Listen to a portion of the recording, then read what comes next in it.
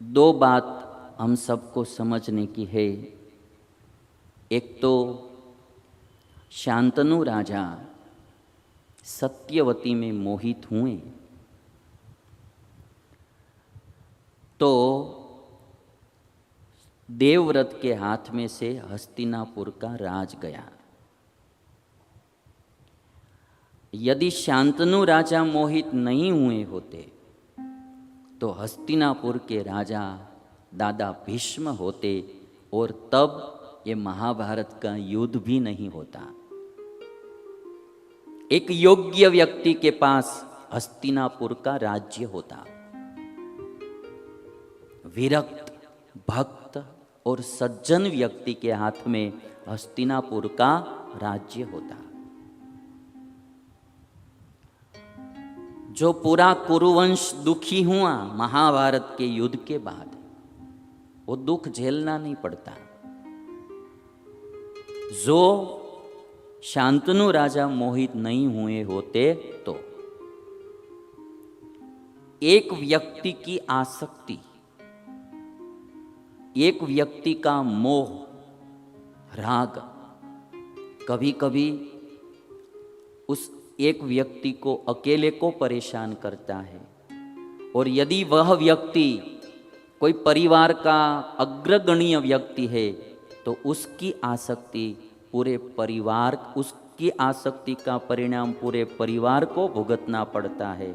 और यदि वह व्यक्ति पूरे राज्य का राजा है तो उन्होंने की हुई जो गलती वो पूरे राज्य को भुगतनी पड़ती है। इसीलिए जो अग्रगण्य व्यक्ति होते हैं, कोई कुटुंब का अग्रगण्य व्यक्ति है, मुखिया है, कोई राज्य का मुखिया है, कोई मंडल का मुखिया है, उसे बहुत सावधान रहना चाहिए, सोच समझकर जीवन जीना चाहिए। उनकी एक की गलती का परिणाम सबको भुगतना पड़ता है।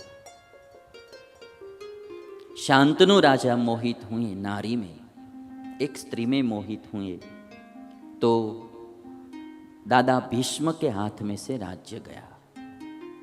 आजकल भी हम ऐसे बहुत प्रसंग देखते हैं। ये जो नारी के मोह में जो नहीं फंसते हैं ने, ऐसे शूरवीर आदमी बहुत कम मिलते हैं। नारी के मोह में जो नहीं फंसते हैं ऐसे शूरवीर आदमी बहुत कम मिलते हैं। युद्ध करना, बाहर के लोगों के साथ युद्ध करना आसान है, किंतु अपने मन के साथ युद्ध करना वो बहुत कठिन है। बाहर रण मैदान में आदमी जीत सकता है, किंतु हृदय रूपी जो रण मैदान है उसमें जीतना बहुत कठिन है।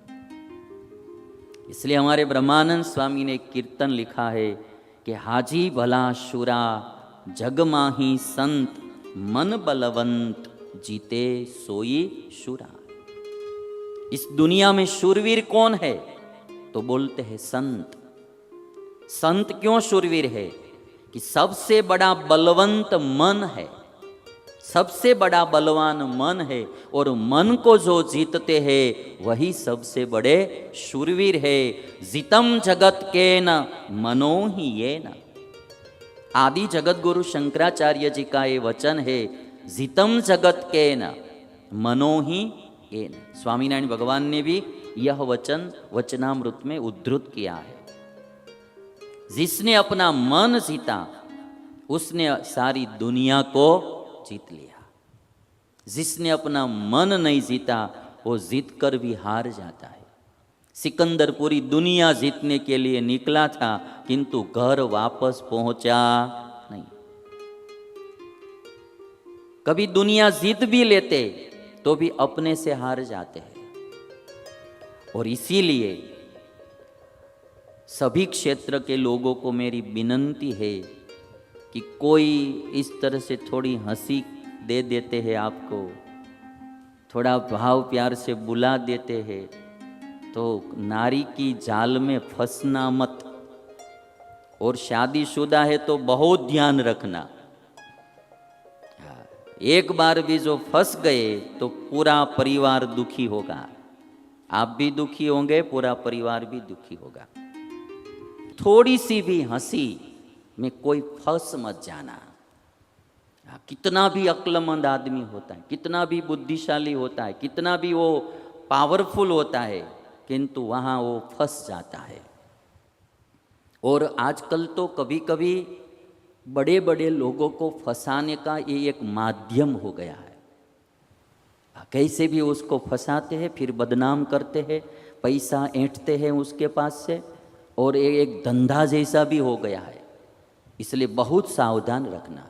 हमारे यहाँ एक दो डायमंड के बिजनेसमैन है, बड़े व्यापारी, बड़ी बड़ी फैक्ट्रियाँ डायमंड की चलाते हैं, किंतु वो अपने पर्सनल ऑफिस में कोई औरत को नहीं रखते हैं, क्योंकि कभी न कभी कुछ हुआ तो वो भी बदनाम हो गए और पूरा धंधा भी बदनाम, कंपनी का नाम भी बदनाम होता है।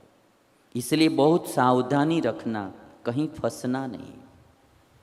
आज एक शांतनु राजा सत्यवती में मोहित हुए, तो मुझे तो ये बात इसलिए कहनी पड़ी कि आज यदि जो शांतनु राजा सत्यवती औरत में फंसे नहीं होते तो आज हस्तिनापुर के राजा दादा भीष्म होते, और हस्तिनापुर की बात कुछ और ही